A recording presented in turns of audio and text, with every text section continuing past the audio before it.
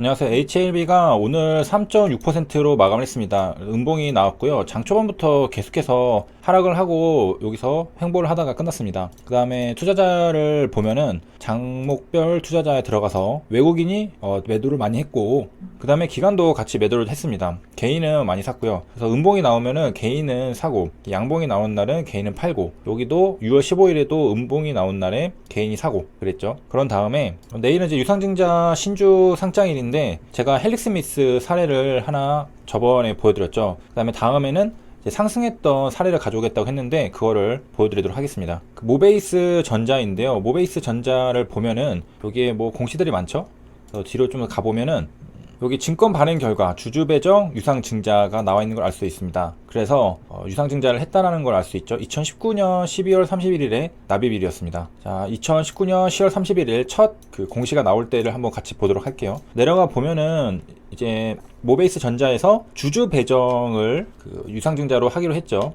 유상증자가 뭐 제3자 배정도 있고 하기 때문에 HLB랑 똑같은 주주 배정인 걸 가져왔고요. 그 다음에 내려가 보면은 이건 처음 나왔을 때는 당연히 예정 발행가죠. 확정 발행가는 이날 정해지는 게 아니라 2019년 12월 16일에 정해집니다. 그래서 예정 발행가가 지금 1340원, 그리고 이후에 이때 확실히 정해질 겁니다. 신주 배정 기준일은 11월 19일이었고, 우리가 중요한 거는 내려가서 보면은 신주 상장 예정일, 이거를 바로 먼저 보러 가겠습니다. 2020년 1월 10일에 신주 상장 예정이 되어 있었는데 한번 주가 흐름이 어땠는지 보겠습니다. 자, 이때가 그 2019년 11월 18일인데요. 여기 권리락이 찍혀 있죠. 이날 고가가 16%까지 올라갔었는데요. 여기 신주 배정 기준일이 11월 19일로 다음 날인 걸 알 수가 있죠. 그래서 이날은 18일, 2019년 11월 15일에 매수를 하고서 다음 날에 권리가 떨어지게 되고요. 그 다음이 이제 결제일 기준으로 유상증자 기준일이 되겠습니다. 그 다음에 흐름이 쭉 진행이 되면서 주가가 흘러가고 있는데, 그 전에 HLB랑 모베이스 전자는 많이 다른 점은 시가총액이 좀 다릅니다. 모베이스 전자 같은 경우에는 현재 700억대라는 것, 그리고 이제 내려가 보면은 이제 주가가 이렇게 됐습니다. 배당락이 나왔죠. 2019년 12월 27일에 배당락이 찍혀 있습니다. 그 다음에 이제 계속 가가지고 이제 1월 7일이고요. 1월 7일, 그 다음에 1월 8일, 그 다음 1월 9일, 그 다음이 1월 10일. 그런데 없죠. 이럴 경우에는 이제 마지막 공시로 가야 됩니다. 이때 신주 상장 예정일이 1월 10일이었잖아요. 근데 가장 최근 정정된 거, 마지막 정정된 걸로 가서 보면은 일정들이 변경된 게 있을 겁니다. 그래서 보면은 지금 확정 예정일도 12월 16일이었는 게 17일로 바뀌었죠. 일정이 변경이 된 겁니다. 내려가서 보면은 또 여기 신주 상장 예정일이 2020년 1월 13일로 바뀌어 있는 걸 알 수가 있겠습니다. 그러면은 10일이니까 3일 뒤에 여기 1월 13일, 여기가 월요일이죠. 주말이 껴 있었기 때문에 1월 13일에 유상증자가 딱 떠 있는 걸 알 수가 있습니다. 그 다음에 이제 권리공매도 관점에서 보면은 이날부터 칠 수 있었죠. 근데 이날 상승을 했죠. 오히려 HLB 오늘이랑 똑같은 날입니다. 이때 모베이스 전자는 오히려 상승을 했고, 오히려 그 전날에 6% 하락을 했고, 이날은 3.6% 상승했고, 다음날도 똑같이 상승했고요. 그 다음에 이날에는 뭐 살짝 조정 정도가 되었습니다.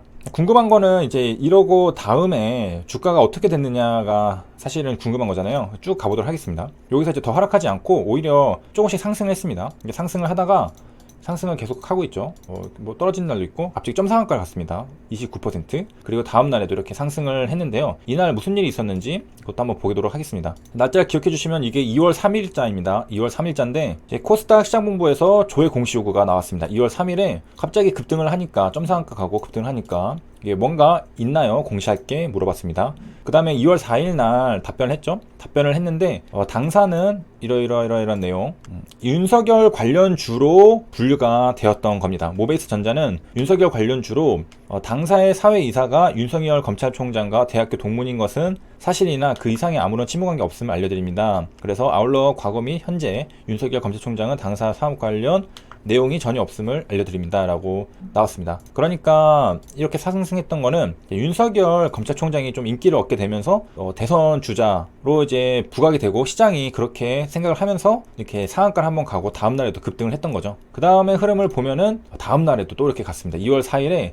이렇게 갔고요. 그 다음에 이제 흐름을 쭉 보도록 하겠습니다. 이렇게 흘러갔고요. 다시 이제 내려왔고, 전체를 그냥 볼게요. 그 현재까지 해가지고 이 당시 이렇게 주가가 흘러가는 걸 볼 수 있고요. 이 유상증자 뜬 것보다는 더 높은 가격에 지금 거래가 되고 있습니다. 그렇죠. 여기 좀 떨어지긴 했는데, 그 다음에 이제 오늘 시장에서 가장 하락률이 높은 게 골드 퍼시픽인데요. 분봉으로 보면은 여기 시간대가 대략 1시 41분부터 쭉 하락을 했습니다. 그래서 하락률이 지금 23%로 끝났고요. 일단 내용들을 하나하나씩 좀 보도록 하겠습니다. 6월 9일에 추가 상장 국내 사모 12 전환이 나왔었는데, 추가 주식수가 900만 주가 나왔습니다. 1206원에 발행이 되고요. 1206원이라면은 여기 정도 가격이죠. 엄청나게 낮은 가격인데, 이 정도에서 지금 발행이 됐던 건데, 6월 9일에 기사가 나왔잖아요. 저 공시가. 그래서 이날에 마이너스 6%, 그 다음에 다음날에 마이너스 11%까지 찍었었습니다. 그리고 정작 이제 찍는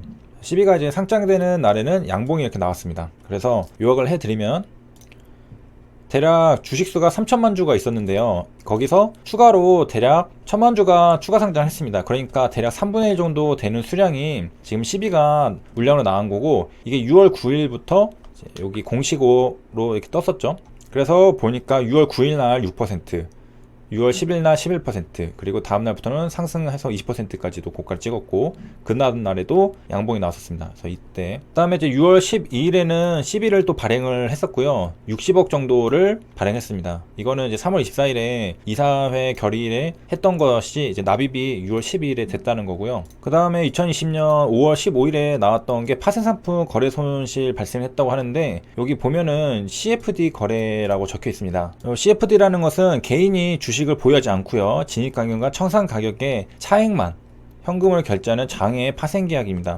일종의 총수익 스와프 거래인데, 증권사가 이제 차익 레버리지 일으켜서 10배까지 사용을 할 수가 있습니다. 10배까지 레버리지 쓸 수 있다는 것은 최소 10% 증거금으로 주문을 낼 수 있다는 말이 되겠죠. 금융회사가 투자자를 대신해서 주식을 사주고, 그래서 양도세를 물지 않아도 되는 셈이다 라고 되어 있고, 그에 대해서 이제 차익이 생기는 것들을 이제 따다닥 거래를 하면 되겠죠. 이런 것들은 이제 연말 대주주 양도세를 피하기 위해 고액 자산가들이 CFD를 선택하는 경우가 늘어나고 있다라고 하는데요. 이제 파생 상품을 이용해서 주식을 보유하는 거죠. 여기 예를 들어줬는데, 연말에 15억 원 이상인 자산가가 삼성전자를 이제 가지고 있어요. 그래서 이익을 이제 실현을 했습니다. 그러면은 20%대를 세금으로 내야 됩니다. 아깝죠. 20% 낸다면은. 4억 원 차익을 봤다면은 양도세로 이거 20%, 1억 1천만 원을 내야 되는데, 이 세금을 피하는 방법이 뭐냐면은 두 가지가 있습니다. 하나는 일반적인 경우로 연말 전에 보유 주식을 팔아 평가 금액을 15억 원 이하로 낮췄다가 이듬해 다시 늘리는 방법. 그래서 연말에 이런 이슈들이 있고, 그 다음 또 한 가지가 여기 나와라는 CFD입니다. 여기에 돈을 넣어주면은 연말 매도, 연초 매수 패턴을 반복할 필요가 없다고 합니다. 무슨 말이냐면은, 증거금 20% 가량이면은 삼성전자 주식을 매수를 할 수 있는데요. 2억 원을 투자를 하면은 10억 원 주식을 매수한 효과를 볼 수 있다라는 거죠. 그래서 이제 주식을 들고 있는 게 아니라, 주식은 이제 10억 원 이하로 낮춰놓은 상태로 CFD를 매수를 합니다. 연초에 매수할 필요 없이 그냥 CFD를 매수해서 투자 규모를 유지하면 된다고 합니다. 그리고 이 CFD로 매수를 하면은, 이거는 투자자가 가지고 있는 게 아니라 금융회사가 대신해서 주식을 사주는 기 때문에 양도세를 물지 않게 됩니다. 그래서 골드 퍼시픽이 CFD 거래를 한 것 같은데요. 보면 밑에 내려가 보면은 해지용도일 수도 있죠. 해지용도일 수도 있는데, 손실력을 보니까 여기에서 이제 거래 이익, 거래 손실, 평가 이익, 평가 손실이 있는데요. 큰 금액들만 보겠습니다. 이 앞에 두 개는 플러스고 뒤에 건 마이너스예요. 앞에 거 큰 거를 보니까 숫자가 이거죠. 대략 6억 정도를 평가 이익을 봤는데, 평가 손실은 50억이 됩니다. 거의 10배 정도 더 손실을 크게 봤어요. 그래서 이렇게 평가 손실을 봤다라는 공시가 나온 거 있고, 평가 손실 인식에도 불구하고 당사 현금 유출을 초래하지는 않습니다라고 말을 해놨습니다. 그리고 이제 추측해 보건데, 저번 영상에서 다뤘던 것처럼 이 주가 변동으로 인해서 손실이 발생했다 보니까 CB나 BW에 대한 손실인 것 같습니다. 그래서 회사 주가가 오르면은 이거에 대한 차익만큼 투자자, CB랑 BW 투자자는 돈을 벌지만은 회사에서는 이런 파생상품 거래 손실 발생이 되거든요. 그래서 이거가 반영이 된 게 아닌가 생각이 들고요. 그리고 일단 딱 봐도 지금 전환가액 조정 22에 19, 22, 21 이렇게 하니까 CB랑 그런 것들 발행한 게 많은 것 같아요. 그리고 이제 돈이 조금 부족해 보이는 느낌이 드는데요. 여기 보는 뭐 단기 차입금 증가 결정 이런 것들도 있었고, 회사의 재무제표를 보니까 2018년부터 적자가 나기 시작했습니다. 단위 억원이니까 11억, 그 다음에 마이너스 30억 이렇게 났고, 3분기 3월까지 1분기가 마이너스 3억 정도 내려가 보면은 단기 순이익이 엄청나게 크게 났습니다. 2019년 걸로 300억이 났거든요. 그래서 꽤 크게 난 거고, 이제 무슨 일인지는 모르겠지만은 어쨌든 이렇게 돼가지고 지금 회사가 적자가 돼 있는 상태입니다. 그러다 보니까 이제 여기 보면은 증거금 100%라고 되어 있죠. 키움증권에서 이 기업들을 분리를 해가지고 좀 위험하다 싶으면은 증거금률을 높이거든요. 그래서 100%돼 있고, 어떤 종목들은 이제 신용이 되고 미수가 되고 근데 안 되는 종목도 있잖아요. 그렇게 분류를 하게 됩니다. 그다음 이제 마지막으로 종목별 투자자를 보면은 기타 법인에서 엄청나게 계속해서 매도가 나오고 있는 걸 알 수 있습니다. 특히 오늘 같은 날 6월 16일도 보면은 이날 이제 마이너스 12%까지 하락했잖아요. 기타 법인에서 450만 줄 던졌고요. 그다음에 오늘 같은 날에도 450만 줄을 이제 던졌습니다. 기관이 계속 매수를 하고 있고, 이 기타 법인에서 이제 물량을 던지면서 이렇게 하락을 한 걸 알 수가 있습니다. 여기까지 시청해주셔서 감사합니다.